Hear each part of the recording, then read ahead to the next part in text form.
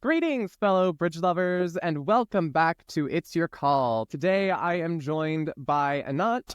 Hello. Thank you for being here. So excited to have you.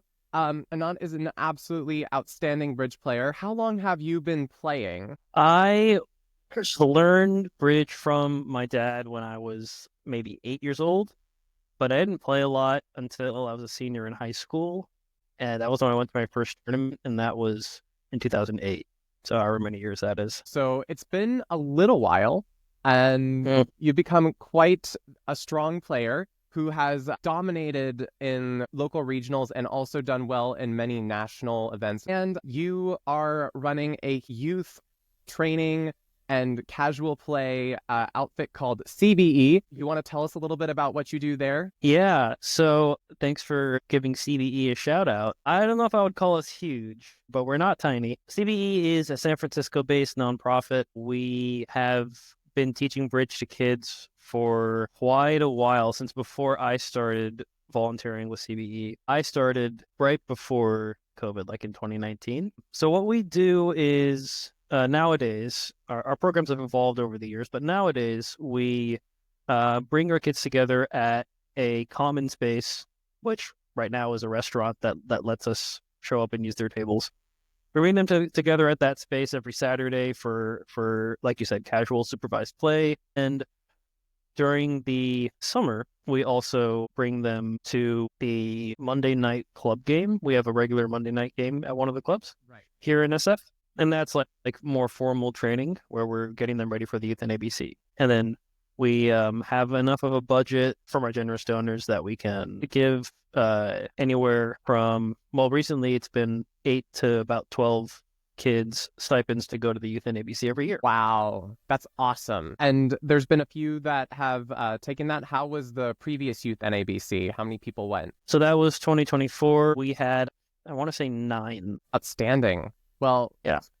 Congratulations. Thank you for all of the work that you do. I know I personally was impacted by Silicon Valley Youth Bridge. I know how much, like personally to me, it meant a lot to be able to go to a space and just have a casual play, meet other people my age playing the game and friendships. So what you're doing is extremely powerful, and I wish you luck in bringing in so many more people to the game. Just a huge, huge thank you. But are you ready for our bridge problem today? I'm ready. Bring it on. I love talking about it. All right, let's do it.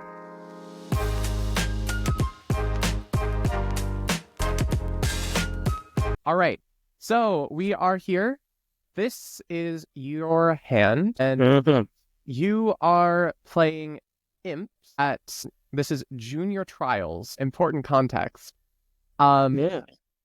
And Is this the most junior trial? it is the most recent junior trials. I was there, but I haven't seen this yet. Okay.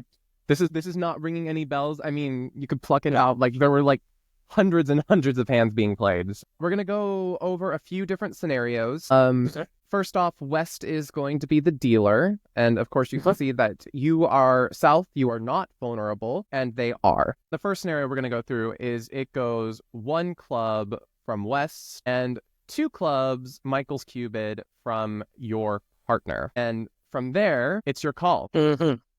So let's see. Partner has shown 5-5 in the majors, and I really like my hand because I have a fit with an honor in one of partner's suits, and I have a short honor in the other one. And that means that we have a good trump suit, and we have a source of tricks that we can set up. Partner's other suit, we can take my ace and then get back to partner and rough that suit. Maybe once, maybe we need to do it more than once, and then we've established that suit. And beyond that, I also have the ace king of one of partner's short suits. So partner has at most 3 losers outside of their long suits, and I have 2 of them covered, hopefully. If partner has a singleton diamond and 2 clubs, then maybe not, but otherwise, I have 2 of those 3 losers covered. So this hand is very powerful. I'm definitely going to bid to at least 4 spades, and I'm even thinking about making a slam try. If I was sure I didn't want to make a slam try, I might just bid 4 spades. That's not perfect, because partner won't know that I have a good hand when I jump to four spades. Right. I could do that with a relatively weak and distributional hand. As it is, the concern with trying to have a slow auction is I don't have a forcing way to bid spades. I have to make a cue bid like cue bidding three clubs and then try to set spades after doing that. And the auction could get away from us. Right, where But there's some sort of misunderstanding, you're not completely sure where you are. yeah, if over my three club cue bid, my partner jumps to four hearts or something, now I bid four spades, and it's not going to be clear that I'm trying to get the slam. But actually, if partner did jump to four hearts, I might do more than just bid four spades. I might bid six spades. Right. Because I'm expecting partner to have extra values. Yeah. Partner has when they do this. Well, let's just go with the four hearts scenario. I know that this is hard. It might not be completely accurate, but I'm kind of curious how, like, does the four hearts like push you enough to think, like, when partner does Michaels, do you have a particular style that you're used to when you're playing with your regular partners? Yeah, so I like to play that Michaels shows 10 or more points. So it's a wide-ranging bid, as opposed to the mini maxi style where it's either like 10 to 13 or 18 or more. That's the mini maxi style. But the more important thing is that the minimum is, it has to be like a worthy hand. Like, you don't bid Michaels on a 6 count unless you have even more shape, like if you have 11 cards in your suits. So when partner jumps to four hearts here, I'm setting my minimum at about 10, but they have to have more than that to jump to four hearts. So I think the most likely thing is that they have extra length in one of their suits, probably hearts. Not necessarily a strong hand, just a sixth heart, which means that we're even less likely to be off the ace king of clubs now. And with partner having six hearts, our source of tricks and hearts is even more tricks.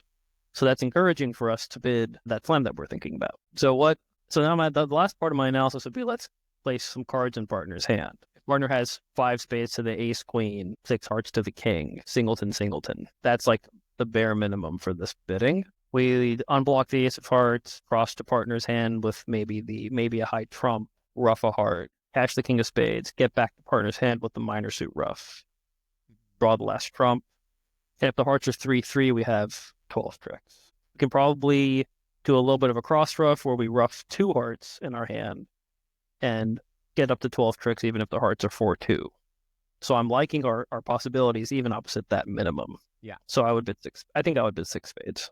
So partners shown a little bit more, they've shown extras, and even on the bare minimum, you're just like, okay, we've got hope. We also have a likely position of honors if we ever need that, but I don't think we even really need that on this hand. So I just was curious what your analysis would be if your partner had bid four hearts. It's not actually accurate to this hand. Let's say that instead your partner bids three hearts here. How would you proceed with partner possibly having just that 10 high card points? Yeah. So now my instinct is to jump to four spades. And partner will know that I have a very good hand because I cupid three clubs rather than just bidding four spades to begin with. Right. Right. Partner made the minimal action over my cubid, and now I bid four spades. So potential concern is that partner knows I have a good hand, but they might think I have a different good hand. Like, they might have a different picture of my good hand. I'm not too worried about that. Whatever partner thinks I have, it won't be too different from this. Some partners might think that three clubs was an advanced cubid and that I've shown a club control. That's not a good agreement. It's one of your only forcing bids that exist. Right. Exactly. That's why. And that's why it's not a good agreement, because it's your only forcing bid, so it can't be something specific like showing a... So the idea is that four spades is enough to say, hey, I cubid, and then I showed strength after that by going straight to four spades. It's very, very different from just immediately bidding four spades, because you described that earlier as just being like, I just want to play in game, whereas this, it can't be. They could have like the 10 points. If they have any like excuse to continue going further, they would go further. In this case, I think this is most accurately, your partner would probably pass, but we're not going to reveal their hand just yet, because this isn't what happened at the table. All right. What happened at the table? What happened at the table is you get a little bit of a different scenario that makes it quite a bit harder. Um, Okay. Instead of opening one club, on your left, there's a two club opening. And this two clubs opening is not a strong two club, is natural, 5 or more clubs, and 5 to 9 high card points. So it's a preemptive two clubs bid. And your partner bids 3 clubs. And now you have one less layer of space, and things are starting to feel a little bit claustrophobic.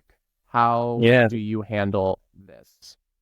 Okay. Yeah, this does make it harder. So I actually think even though we're one level higher, partner's minimum might still be that 10 count.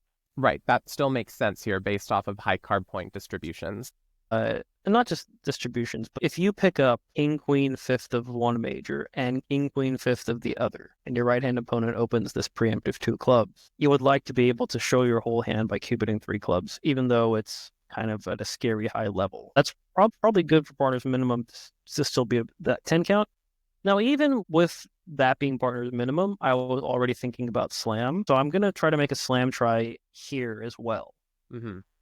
Now, what is my slam try going to be? Because this time, if we cubid, let's say we cubid 4 clubs and partner bids 4 hearts and we bid 4 spades, and that is a slam try, but it's not clear how strong our hand is. Like we might bid this way if the ace of hearts was small heart.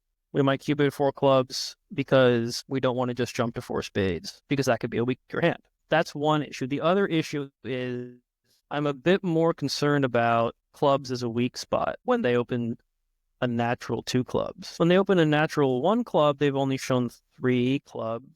So just on the dealing odds, they're a little bit less likely that the opponents have the ace and king of clubs. But when they open in 2 clubs, shown 5, it's a little bit more likely. So I think that I can cover the appropriate bases. 1, to pinpoint that we're off of club control, and 2, to make a slam try by bidding 5 spades immediately. So this is an unusual bid. The standard agreement for when you raise your partner's major to the 5 level is that you're asking the obvious question. The obvious question, if the opponents have bid a suit, is, do you have a control on the opponent's suit? If the opponents haven't bid a suit, but we have bid 3 suits, including this one, then the obvious question is, do you have a control on the 4th suit? And finally, if neither of those things are true, the obvious question is, do you have good trumps? So in this case, the opponents have bid a suit, so I'm asking partner to bid slam if they have club control.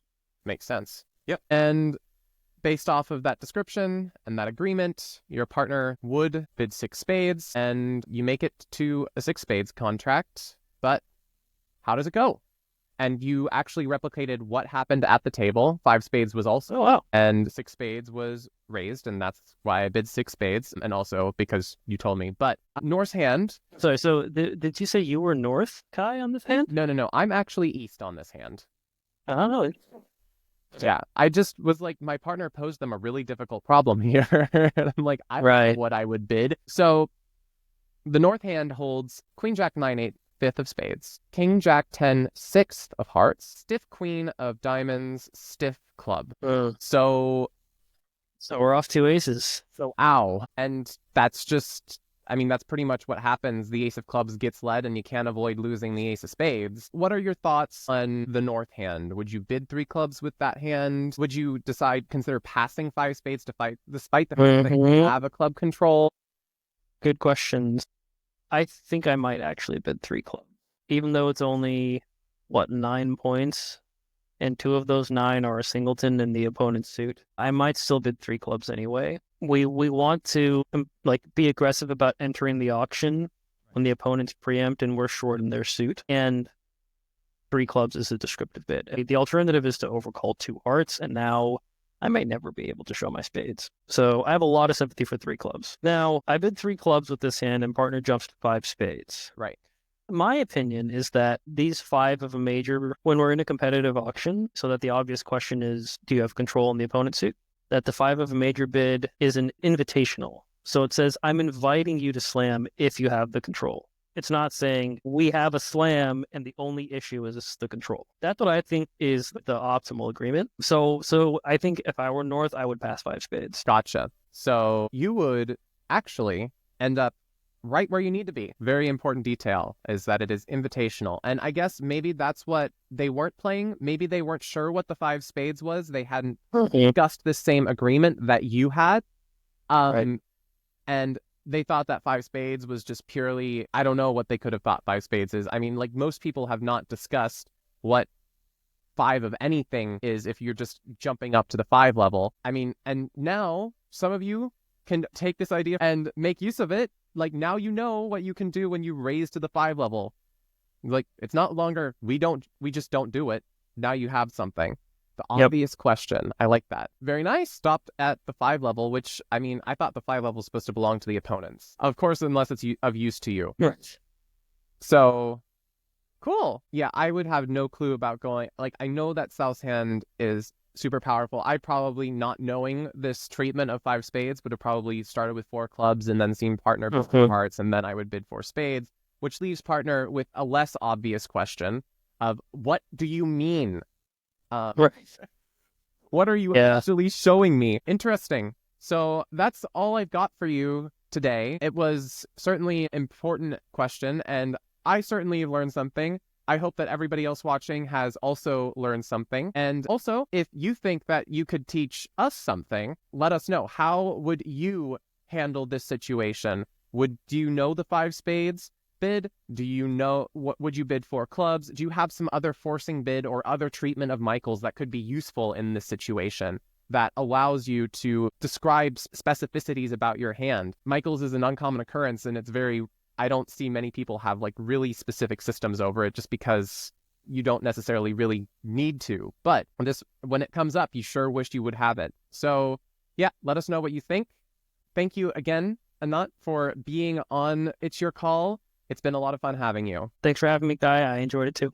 All right. And one last note, everyone, please don't forget to like this video and subscribe to the ACBL YouTube channel. We're trying to spread the love of bridge, and CBE is certainly helping do that. So thank you again for running that amazing program. Shout out to Chris Chen, William Zhu, and Daniel Kroll, who are some of my co-hosts for CBE's events. Awesome. Yeah. I've met many of them. They're an amazing group of people. So thank you to all the volunteers at CBE for doing what you do. All right. That's it, everyone. Have a wonderful, wonderful week. Peace.